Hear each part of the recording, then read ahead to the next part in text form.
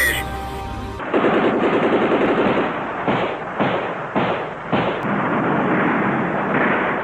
শহীদ রাষ্ট্রপতি জিয়াউর রহমান বাংলাদেশের এক কৃতি সন্তান। এই মহান মুক্তিযোদ্ধা 1971-এর মুক্তিযুদ্ধে অসামান্য অবদান রেখেছেন। আমি নিজকে অত্যন্ত ভাগ্যবান মনে করি যে 71-এর মহান স্বাধীনতা যুদ্ধে আমি তার অধীনস্থ একজন সেনা কর্মকর্তা ছিলাম। রণাঙ্গনে খুব কাছে থেকে তাকে দেখেছি। 1971 সালের মার্চ মাসে ইস্ট বেঙ্গল রেজিমেন্টের প্রথম ব্যাটালিয়নে কর্মরত ছিলাম যশোর ক্যান্টনমেন্টে। 30শে মার্চ তারিখে আমি বিদ্রোহ করি 200 সৈনিক নিয়ে, যারা সবাই বাঙালি ছিল। তাদেরকে নিয়ে ক্যান্টনমেন্ট থেকে বাইরে আসি। বের হয়েই জানতে পারি যে সারা দেশে মুক্তি সংগ্রাম শুরু হয়েছে, যার নেতৃত্ব দিয়েছেন মেজর জিয়াউর রহমান, এবং ইস্ট বেঙ্গল রেজিমেন্টের অন্যান্য ব্যাটালিয়নও বিদ্রোহ করেছে। বাংলাদেশ সেনাবাহিনীর প্রথম নিয়মিত ব্রিগেড জেড ফোর্স গঠিত হয়। এই জেড ফোর্সের অধিনায়ক ছিলেন মেজর জিয়াউর রহমান। তার নামের আদ্যক্ষর জেড দিয়ে এই বাহিনীর নামকরণ। এই বাহিনীতে অন্তর্ভুক্ত ছিল আমার ব্যাটালিয়ন, প্রথম ইস্ট বেঙ্গল, তৃতীয় ইস্ট বেঙ্গল এবং অষ্টম ইস্ট বেঙ্গল। বহু যুদ্ধে জেড ফোর্সের নেতৃত্ব দিয়েছেন মেজর জিয়াউর রহমান। জকিগঞ্জে গৌরীপুর নামক একটি স্থানে আমার ব্যাটালিয়ন, প্রথম ইস্ট বেঙ্গল, রক্ষণবুহে অবস্থান করছিল। খুব ভোরে পাক বাহিনীর 31 পাঞ্জাব ব্যাটালিয়ন আমাদের উপরে 2টি কোম্পানি নিয়ে আক্রমণ চালায়। প্রায় 6 ঘন্টা ব্যাপী এই যুদ্ধে পাক বাহিনীর 80 জন নিহত হয় এবং তাদের 26 জনকে আমরা জীবিত অবস্থায় বন্দী করি। এই ভয়াবহ যুদ্ধে আমাদের পক্ষে নেতৃত্ব দেন আমাদের কমান্ডার, সদ্য প্রমোশনপ্রাপ্ত লেফটেন্যান্ট কর্নেল জিয়াউর রহমান। এই যুদ্ধের এক পর্যায়ে জিয়াউর রহমান এবং আমি একই বাংকারে অবস্থান করছিলাম।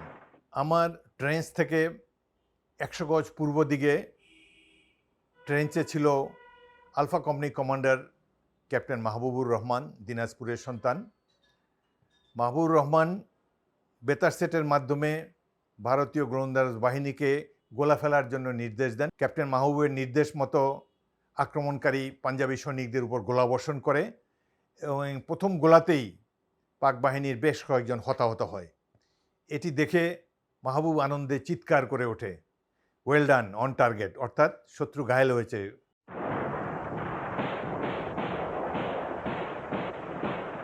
অপর দিক থেকে পাকিস্তানিরা মাত্র একটি গোলা ফায়ার করে।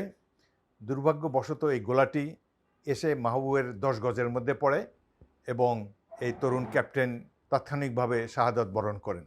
পাকিস্তানিদের কামানে গোলাটি যদি 100 গজ পূর্ব দিকে পড়তো, তাহলে আমি এবং জিয়াউর রহমান সেখানে শহীদ হতাম।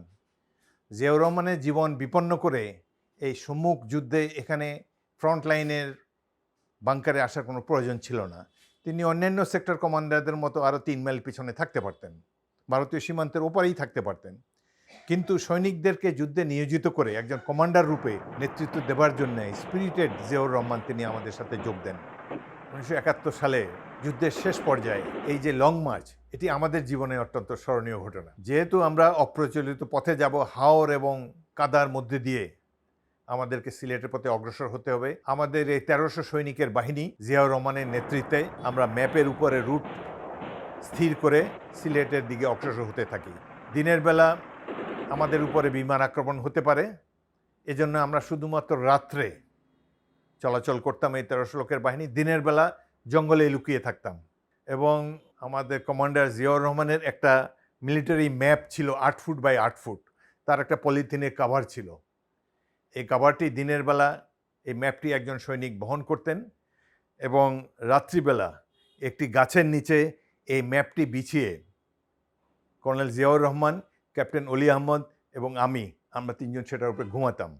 গাছের নিচে শুয়ে শুয়ে, একই বিছানায় শুয়ে শুয়ে নির্মল স্বরে আমরা 3 জন অলাপ আলাপ করতাম। বিপদ সংকুল পথে শত্রুর গোলাগুলির মধ্যে দিয়ে এই যে আমাদের কিছু মত বিনিময়, এটি আমার জীবনের অত্যন্ত স্মরণীয় একটি ঘটনা। এবং বিশেষ করে 14ই ডিসেম্বর তারিখে যে ভয়াবহ আক্রমণ আমার কোম্পানির উপরে করা হয়েছিল, সেটি আমার বেশ কয়েকজন সৈনিক শহীদ হয়েছে। পাকিস্তানিদেরকেও আমরা শহীদ করতে প্রায় 40 জন নিহত হয়েছে। এবং বিশেষ করে শেষ মুহূর্তে আমি যে fire support, aerial fire support, যে বিমান বাহিনী আক্রমণটা করতে পারার পরেই তারা নিস্তব্ধ হয়ে যায়। এখানে সফল নেতৃত্ব দিয়েছেন আমার কমান্ডার জিয়াউর রহমান। বাংলাদেশের সাধারণ মানুষের হৃদয়ে জিয়ার এই বীর মুক্তিযোদ্ধার ভাবমূর্তি চিরভাস্বর হয়ে থাকবে।